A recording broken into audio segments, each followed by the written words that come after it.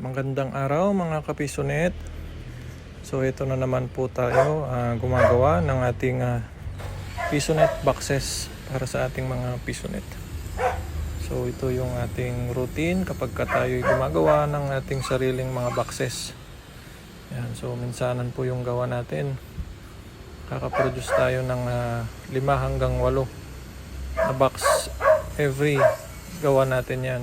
So depende sa kailangan nating boxes. Yan, so mabilis ang gawa. Hapyaw lang natin kung paano tayo gumawa para mapansin din ng ibang mga gumagawa ng pisonet o mga nagbabalak magpagawa ng pisonet. So yan po, tayo po mismo yung gumagawa lahat ng mga boxes hanggang mula assemble hanggang sa ready to use ng mga units natin. So after nyan, i-assemble lang natin yung mga nakat natin and then ikakabit natin yung kanyang front at back cover. Yan, so ito yung ilalagay natin, yung cover na niya sa likod.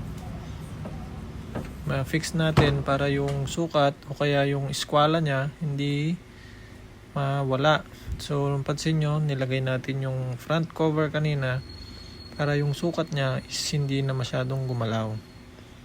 Then yung likod, syempre papakuan natin yan para maisiguro natin na naka-fix na yung likod. And then yung eskwala naman nito may konting diferensya pero hindi siya ganun na kalaki. Kasi kung mapapansin nyo, kung ikakabit natin yung front cover na yan, saktong sakto yan. Lalagyan na lang natin yan ng hinges, tapos pipinturahan na natin yan sa ibang araw. Okay, so mas mabilis na nating ginagawa yung mga boxes natin kasi nakuha na natin yung sukat, yung sistema kung paano natin siya gawin. At the same time, alam na natin kung paano natin tipirin yung plywood kasi nakuha na natin yung tamang sukat para diyan sa mga pisonet boxes natin.